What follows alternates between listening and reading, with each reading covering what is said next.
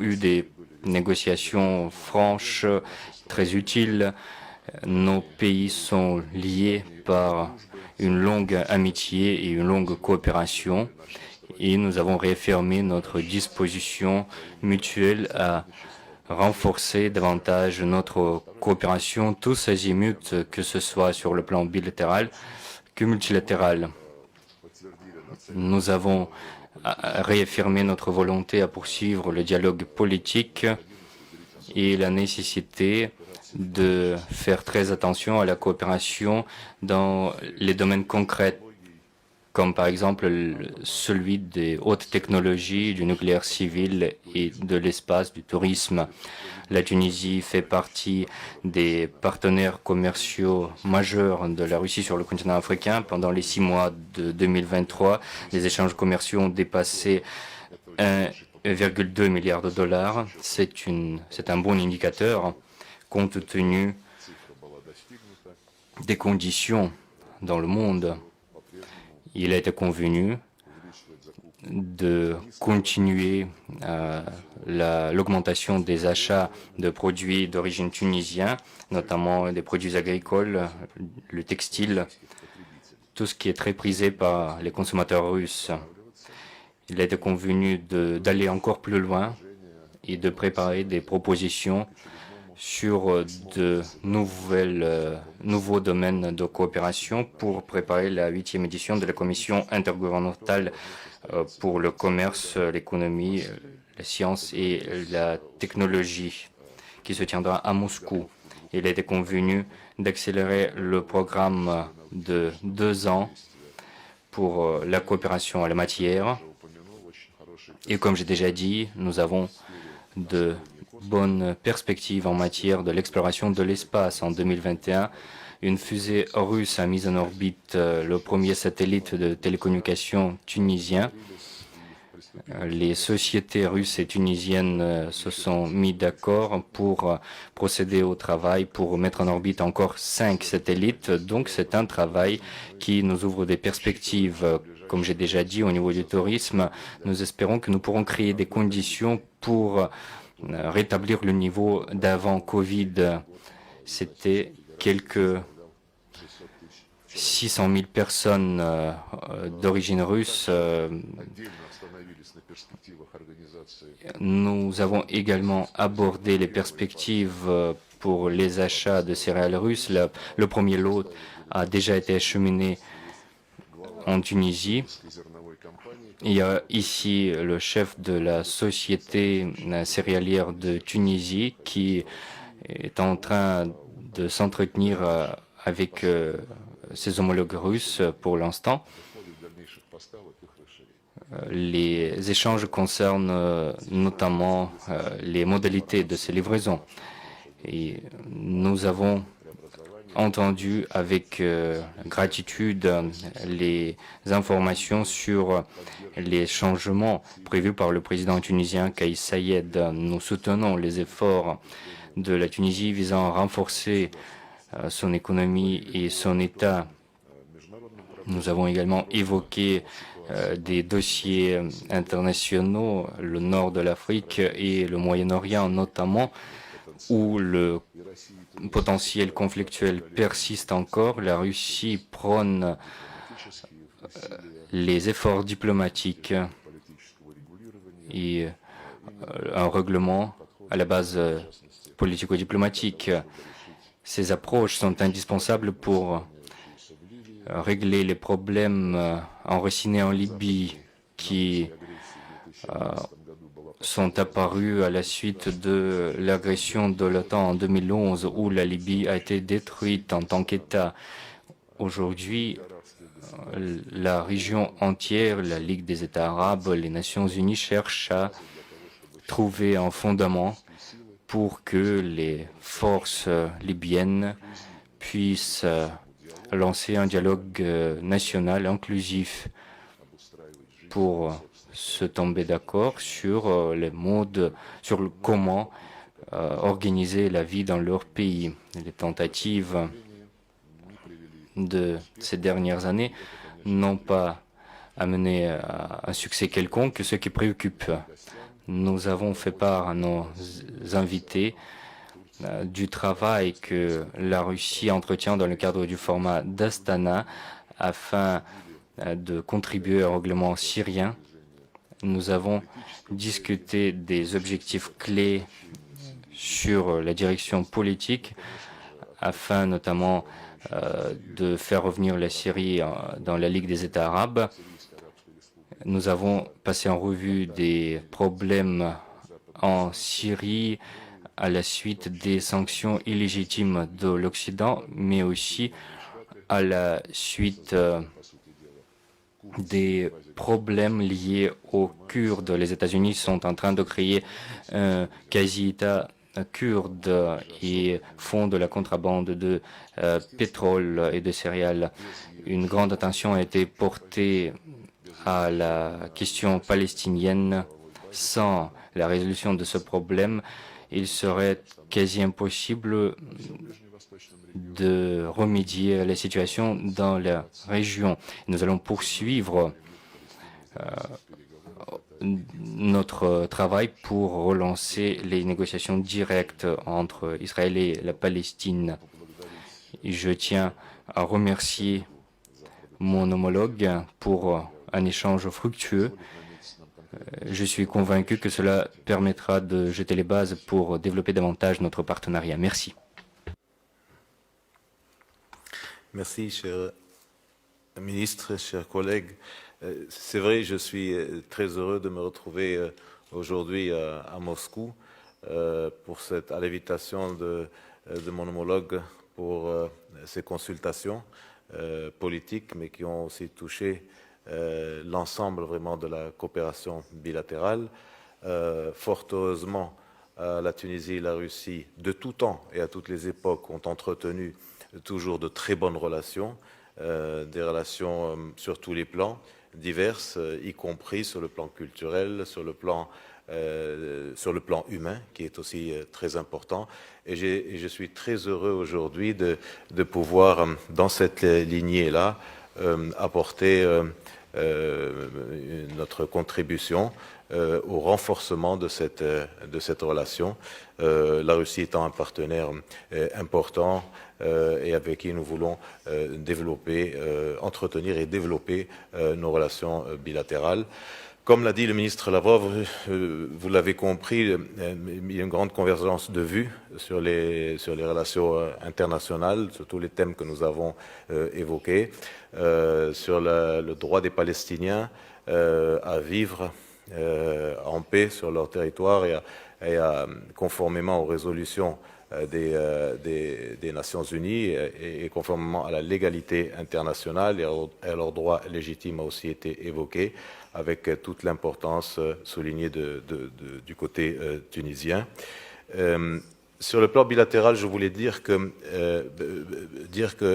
absolument tous les domaines sont ouverts au renforcement. Vous avez entendu le ministre citer tous ces domaines-là. Ils sont très variés et il n'y a aucune exception et aucune entrave à ce que nous fassions encore mieux. Après cette période un petit peu de ralentissement essentiellement dû au Covid et à ses conséquences. Sur le plan multilatéral, comme je l'ai dit, nous avons discuté, évoqué les principaux sujets qui sont d'un intérêt commun et j'ai constaté une grande convergence de vues avec mon homologue et ami. Et je pense que cette visite va préparer le terrain aux échéances bilatérales que nous attendons, la prochaine commission mixte, qui regroupera tous les secteurs d'activité. Et nous avons jeté les bases aujourd'hui pour que nous progressions dans tous ces différents secteurs. La relation tuniso-russe est diversifiée, elle est importante, elle est riche, il convient de l'entretenir et de la développer.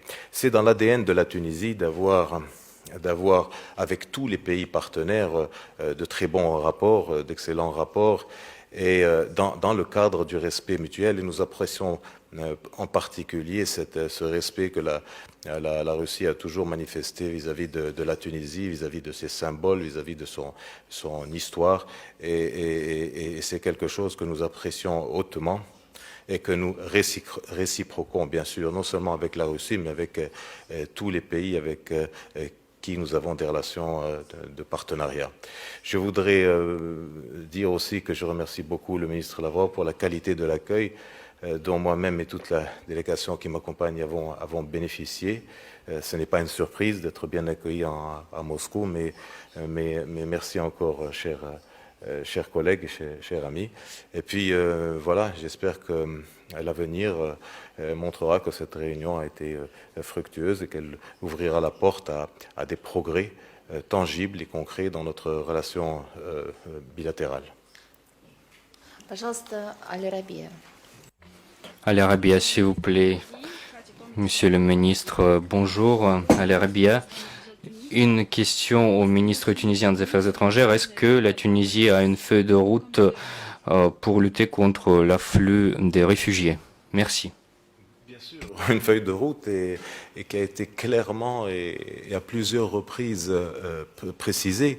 Il s'agit de notre approche globale. C'est une question qui dépasse les capacités d'un seul pays, quel qu'il soit. C'est une question qui doit être traitée dans la collégialité et nous avons la main tendue pour que tous les pays, mais aussi toutes les parties concernées se rejoignent et adressent les vraies raisons de la migration qui aujourd'hui, parce que les migrants en Tunisie, ça n'est que la fin de la boucle. Il faut s'adresser aux raisons à toutes les raisons profondes qui font que nous arrivons à cette situation-là.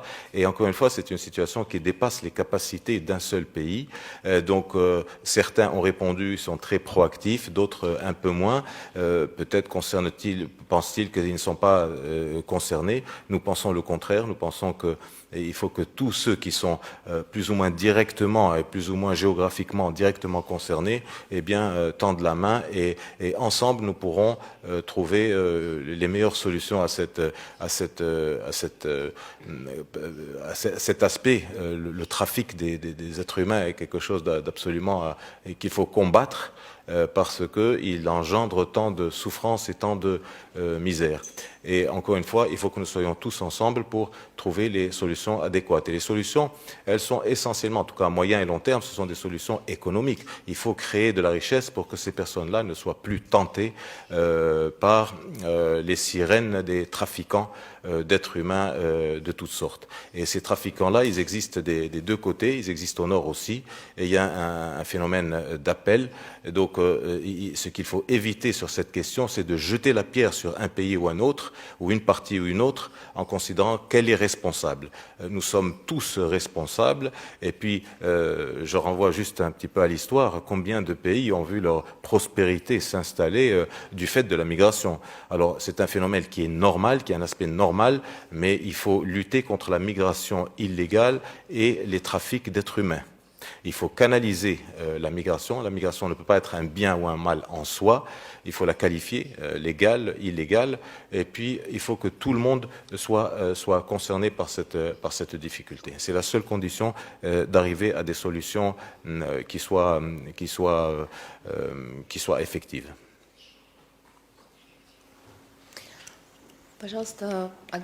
S'il vous plaît, agence Sputnik. Afrique, Julia Saint-Germain. J'ai une question pour Monsieur le ministre Nabil Amar. Vous visitez Moscou dans le contexte du rejet par le président tunisien des conditions du Fonds monétaire international et du rejet de toute pression extérieure. Donc tout d'abord, qu'attendez-vous de cette visite à Moscou et avez-vous acquis la conviction de vous réorienter vers l'Est et d'établir des partenariats d'intérêts égaux et fondés sur le respect mutuel? Merci. Vous savez, la Tunisie, ça n'est pas dans sa tradition de rejeter un partenaire pour un autre. Nous avons les canaux ouverts de discussion et de partenariat et de coopération avec tous nos partenaires. Nous n'avons jamais dit que nous avons coupé les ponts avec le FMI. Nous discutons avec le FMI, mais en lui disant voilà nos contraintes et voilà nos conditions, et cela doit être clair. La stabilité du pays, la protection des couches sociales les plus défavorisées, la sécurité, ce sont les lignes rouges à l'intérieur desquelles nous sommes tout à fait prêts à discuter. Surtout que ce n'est une insulte à personne, c'est simplement de dire que nous sommes prêts à envisager toutes les solutions. Nous faisons les réformes qu'il faut, mais il ne nous faut pas mettre en péril la sécurité du pays, sa stabilité, en appliquant des recettes dont on a très bien vu que dans d'autres pays et à d'autres époques ont donné des résultats absolument catastrophiques. Le FMI doit être au service des pays et non l'inverse. D'accord, merci. Пожалуйста, телеканал Rush Today. Bonjour. S'il vous plaît, RT France. Ma question aussi pour M. Lavrov. Monsieur Lavrov, la ministre des Affaires étrangères finlandaise a avoué franchement que les sanctions contre la Russie attaquent aussi le peuple russe ou les citoyens russes et que l'Occident n'avait pas vraiment d'autre choix. Elle a rajouté, selon elle, que les Russes qui ne vivent pas dans une démocratie normale, bien sûr selon les critères de Madame la ministre, doivent payer le prix d'une telle guerre, en l'occurrence l'opération militaire russe. Que pensez-vous, M. Lavrov, de ces déclarations? Merci. Ну, знаете, я уже ничему не удивляюсь. Vous savez, cela ne me surprend point désormais. Ça ne m'étonne pas la vitesse avec laquelle la Finlande a bafoué sa neutralité et sa réputation pour rejoindre le projet anti-russe mené par les États-Unis. Et ça ne m'étonne vraiment plus leur plaisir de le faire. Si l'on parle du sujet concret concernant les sanctions, c'est très franc comme déclaration. Récemment, l'Occident disait que les sanctions visaient à changer la politique de l'État auquel sont imposées les sanctions, qu'on prenait en compte les aspects humanitaires pour ne pas nuire aux citoyens. On constate aujourd'hui que Madame la ministre s'exprime franchement. Elle dit que les sanctions ont pour l'objectif de nuire aux citoyens et si elle veut que le peuple russe paye ce prix, elle veut alors que le peuple russe s'élève contre son gouvernement. Mais c'est une déclaration très grossière, très agressive. Je tiens à souligner encore une fois que la Finlande se positionne à l'avant de la campagne anti-russe déployée par l'Occident. Ce serait utile peut-être pour Madame la ministre de parler de la guerre pour laquelle payent les citoyens de la Syrie, de l'Afghanistan. Nous, on a perdu 300 milliards de dollars. D'ailleurs, ces fonds ont été volés, peut-être pour que les citoyens russes ressentent leurs responsabilités. Si on évoque le prix de telle ou telle guerre, il faut non seulement penser aux sanctions, mais plutôt au prix que les citoyens de l'Irak, de l'Afghanistan ont payé quand on les a bombardés, quand on détruisait leurs infrastructures civiles délibérément afin de semer la terreur. Voilà, il faut prendre en compte peut-être le prix de ces guerres-là. quand Madame la ministre cherche à acquérir toutes les délicatesses de ce poste. Si on n'a plus de questions, nous terminons la conférence de presse. Merci.